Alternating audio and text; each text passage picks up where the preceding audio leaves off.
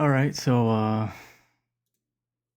couple nights ago, I was doing a deep dive into a lot of just guess health related topics as far as being on the night shift, and there's a lot of stuff I did not know.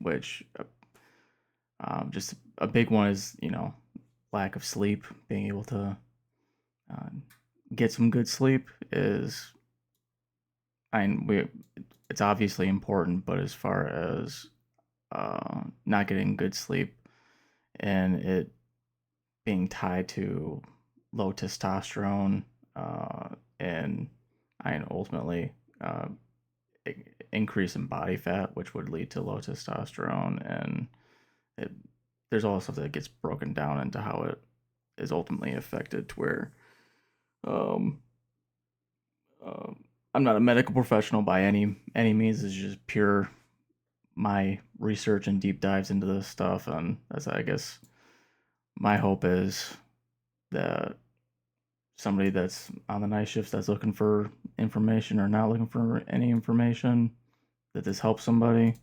But I guess there's a chemical called ghrelin. Ghrelin. I'm not sure how to pronounce that.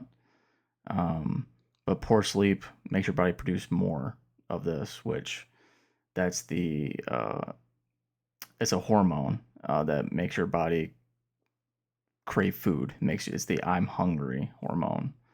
Um, and you produce less of the hormone leptin, which is the hormone that tells you that you're full. So if you're sleep deprived on night shift, that's why a lot of times you can get into those cravings ruts where if you have time to kill, it's like, oh, I'll snack, I'll get this, I'll get that, but you're ultimately never satisfied. You constantly are. I wouldn't say starving. I don't think I've ever been like completely famished on night shift, but um, those lingering snack times, wanting to snack constantly, is that'll doom you in. Which I felt that more on when I was on afternoons for like 4 years. That was which I mean, ultimately I'd say my sleep patterns were way worse when I was on afternoons than on midnights, but still uh, the logic applies to both.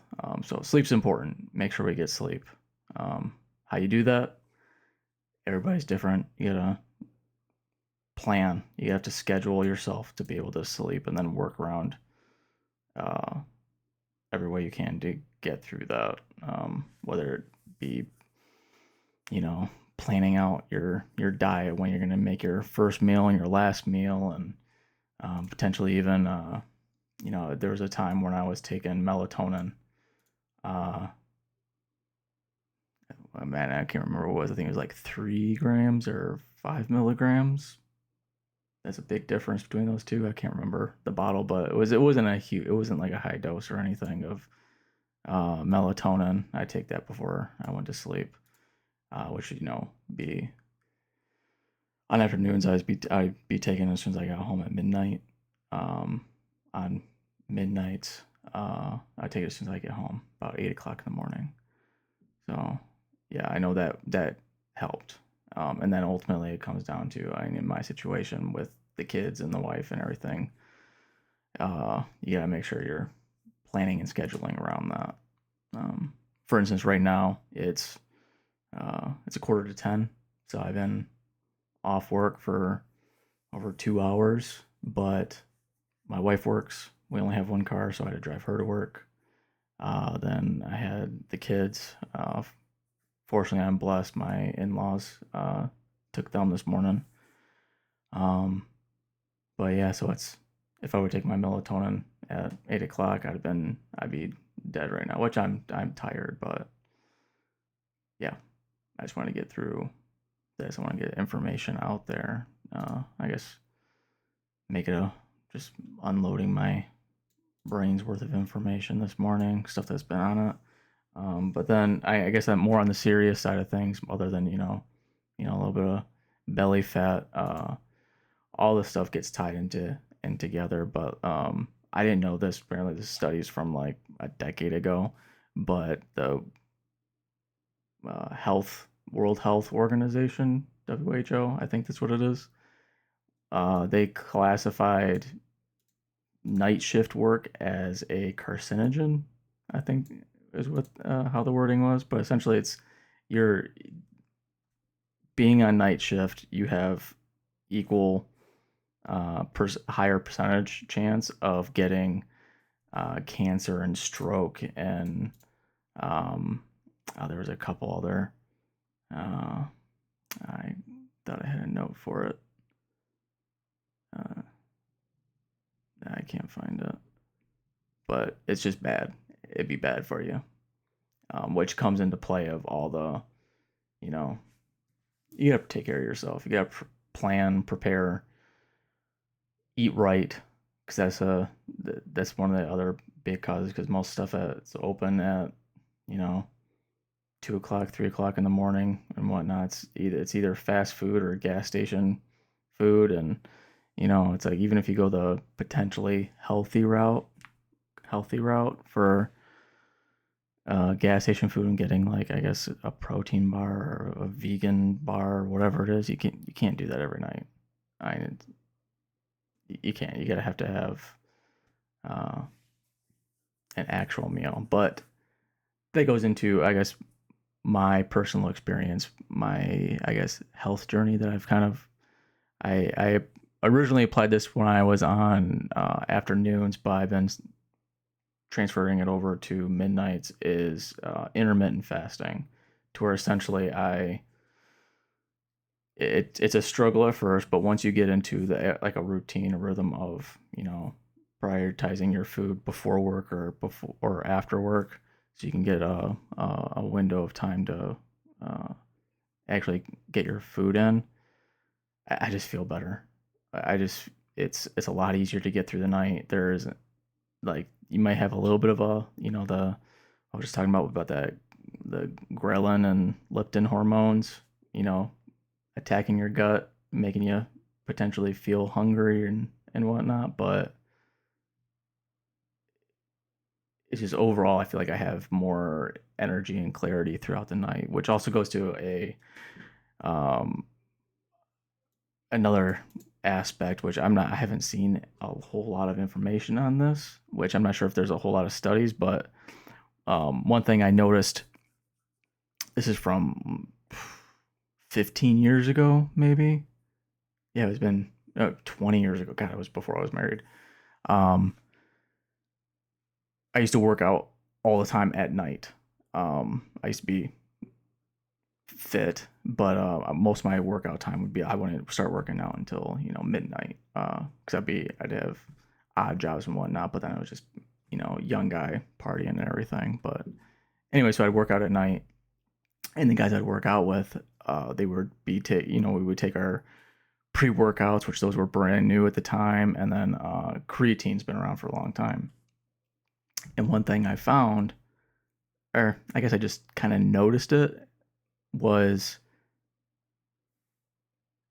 whenever I took creatine at night, for whatever reason, I felt like it made me stay up later, but with more clear. I never had like brain fog.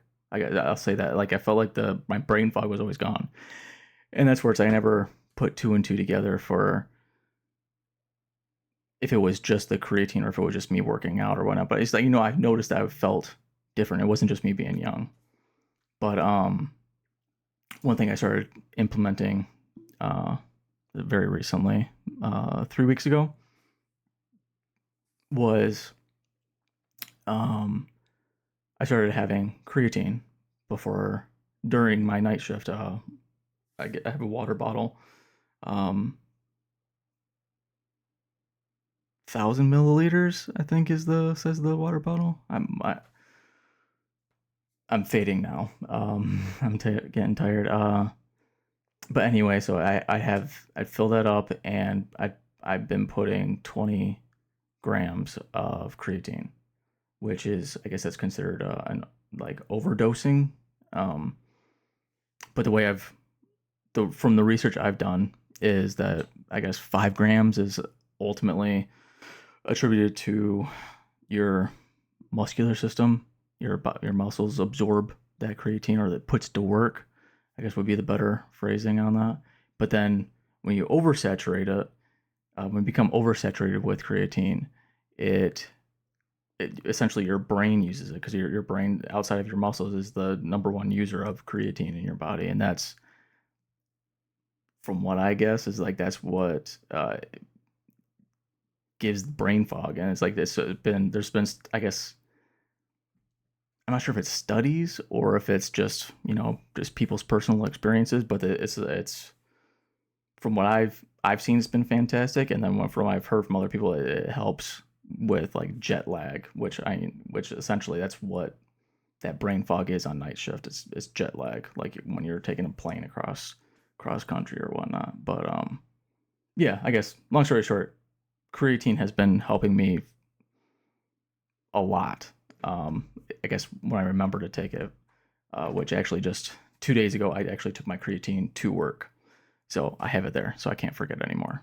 But it's almost immediately, like the very first time you take it, especially the overdose or overdosing, whatever. I guess that's not. I don't like saying that, overdose, but when you take over the recommended, which is 5 grams, if you do the 25 grams, you feel it. Like, I want to say within an hour, not even. You feel that almost mental clarity come into picture, like it's not 1 o'clock in the morning. But yeah, and it's creatine. I get just, it's a, I think it's called naked creatine. I get it on Amazon. It's just a pure creatine monohydrate, I believe is how it's labeled. It's just pure creatine, um, unflavored, and it has no flavor. Like if anything, it might be, if you just put it just in water, I think it makes it taste a little chalky, maybe. But I mean, if you add just an ounce of any type of additive, like like that little, like a lemon flavoring, or just add in um, you know, a Sprite or something non-sugary or whatever, but just a little bit of flavoring, and you can't taste it at all. You can't even tell if there's anything in it. But 100%, I swear by it. Try it. Um, but yeah, okay, that's it. I'm out.